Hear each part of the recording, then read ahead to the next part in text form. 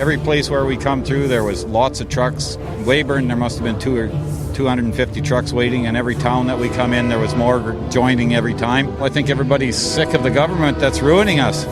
Other than that, everybody's just here to try get rid of this carbon tax. Why doesn't the federal government do like our provincial government? I got 20% back on my solar system. Why doesn't the federal government also give us an incentive to put this in? Instead of giving money to other countries to stop carbon, why doesn't he give everybody in Canada a chance to do like I'm doing? We have a lot of members that are going to be negatively impacted by a carbon tax in the province of Saskatchewan. A lot of our guys rely on fossil fuels, unfortunately, to build Saskatchewan's highways and transportation networks. So there's a lot at stake here in terms of jobs and competitive advantage or disadvantage in this case for our members. We're looking at well over $1 million in additional expenses for the industry that's unfortunately going to be, offloaded onto the taxpayers because the major procurer of our service is government, whether it's provincial, federal, or municipal. So ultimately, the taxpayers are going to be, facing a heavier burden because of this. But we're going to make polluters pay and put money in your pockets. There is an imperative to put a price on pollution, and if there are costs associated with for average families, we will more than compensate those families for those costs. Well, how are they going to do that? They talk about this rebate as if you're going to get the money back, and then you're going to get a premium, so you're going to get even more money back. How do they calculate that, though? That was a part that was lost from the conversation. We shall fight on the beaches. We shall fight on the landing grounds.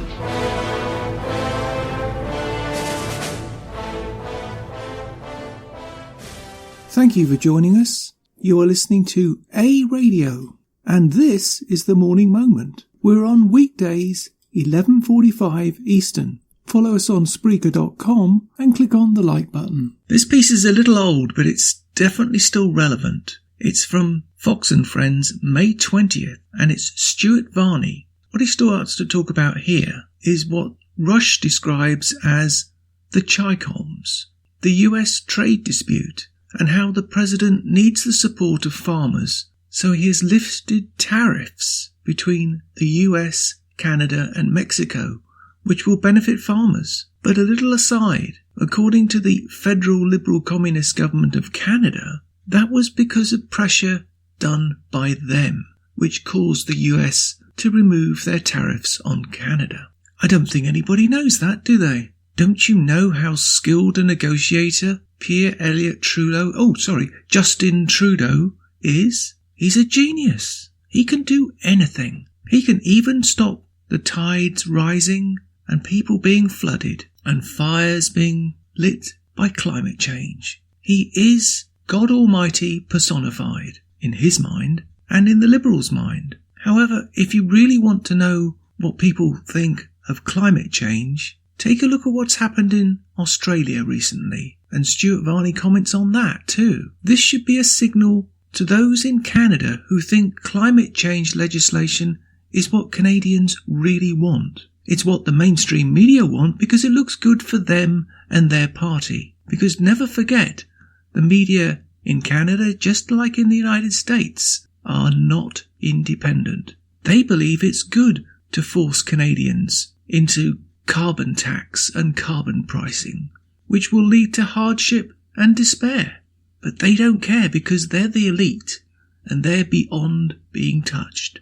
They think killing jobs and killing freedoms is a winning message, and creating a society that hates all things Western, that is code for American. I believe, as do the majority of Canadians, not the multicoloured minority, that America is good for Canada and good for the world.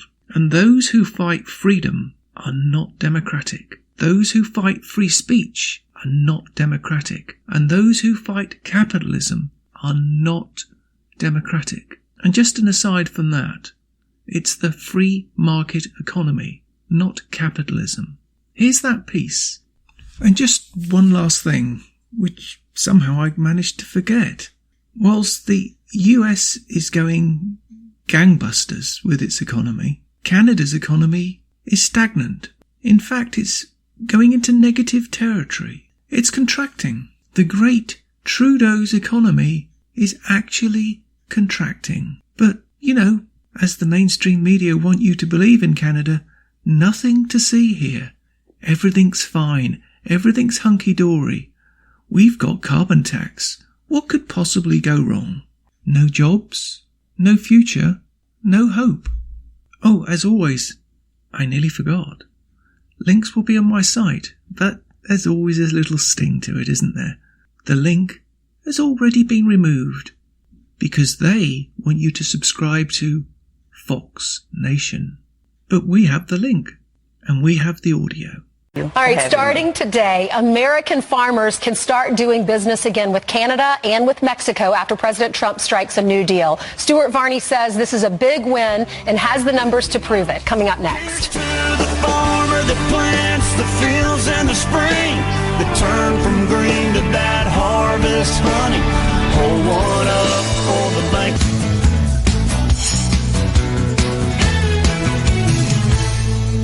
I love the farmers. They voted for me. You look at the middle of this country, it's all red, meaning Republican, right? It's all, and it wasn't for other Republicans, but for me it was. And we have a great relationship. So there you got the president sitting down with Steve Hilton. It ran last night. Joining us right now, sitting down with us, Stewart Varney, host of Varney and Company over on Fox Business. They were talking about how it was revealed at the conclusion of last work week that apparently regarding the tariffs against the farmers, Mexico, Canada, they've been lifted, and now what happens? We'll start farm trade again. That's what's going on here. The president needs the political support of the Farm Belt. In all these trade wars and trade disputes, it's the farmers who've taken quite a hit so far. He needs to retain their political support. So we've got a couple of things going for him. Number one, we now start farm trade again, Mexico and Canada. That's what everybody wants. Because they rescinded the tariffs, so the retaliatory tariffs come off too. That's right. That's the detail, and that's exactly what's happening. Plus, there is $15 billion that we're going to collect from the tariffs placed on Chinese goods that will then be redistributed in some way to the Farm Belt. How does that work? Well, everybody get a check? The plan that I've heard is that we will use that $15 billion to buy the commodities, soybeans, for example, which the Chinese will not be buying, and then we give those commodities to the poor countries of the world, and that's how we balance out aid to the farmers. Right. That's one tentative plan. Whether that's what works out in the end is another story. But the president is trying hard to maintain the political support of the Farm Belt, and he has to. What about salaries? U.S. salaries, the average salary is going up. It's going to be a great summer for wage earners and salaried people because we've got such a tight labor market. There are 1.3 million more jobs than unemployed people. So you've got to pay more supply to keep and demand. People and get new people coming in. Now, at the moment, wages are rising at around a 3.2% annual clip. By the summer, a lot of people are saying it'll be a 4% wage increase clip, which will be very nice. So in a generation. It's just so interesting the way all the Democratic candidates keep taking shots at the president, unnecessary tax cut for the rich, which is not factually accurate. Kamala Harris weighed in on how the economy not working. That's right. Let's speak truth.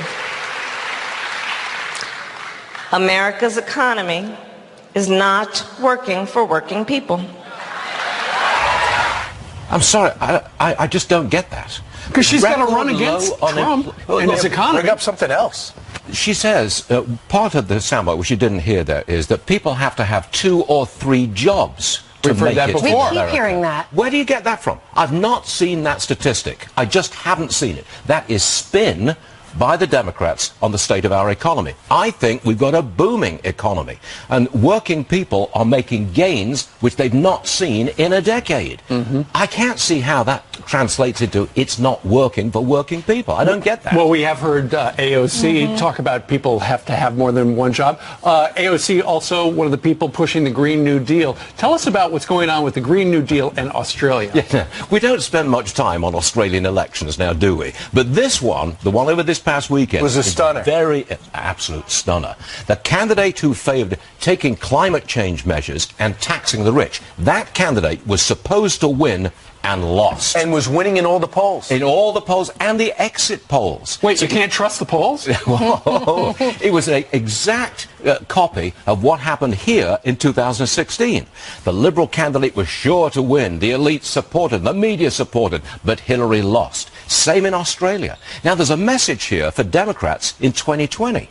The candidate in Australia who favoured climate change legislation and taxing the rich lost.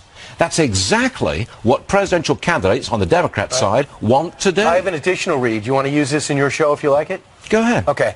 My thing is, the polls were right. The people were not telling the truth to the polls because they don't want to be honest because they are looked down on by saying, I don't want to get rid of all oil and gas. A carbon tax would not be practical or affordable. So they keep their mouth shut and vote differently. That's Sound familiar? 2016? Absolutely. 2016, written all over again. There's a guilt trip being played. You should feel guilty if you're not in favor of climate change legislation. You should feel guilty if you're not in favor of taxing the rich. We interviewed a pro-life Democrat earlier in the show, and she said people have to come up to her and whisper, I'm pro-life too. I'm a Democrat and I'm pro-life, because it's not a message that you're supposed to talk about. I'm telling you, Democrats should really watch out in 2020 because it's going to happen all over again. You think you're going to win with that message, but that's not the way people really But the president's message this time, though, I will use your point. Okay.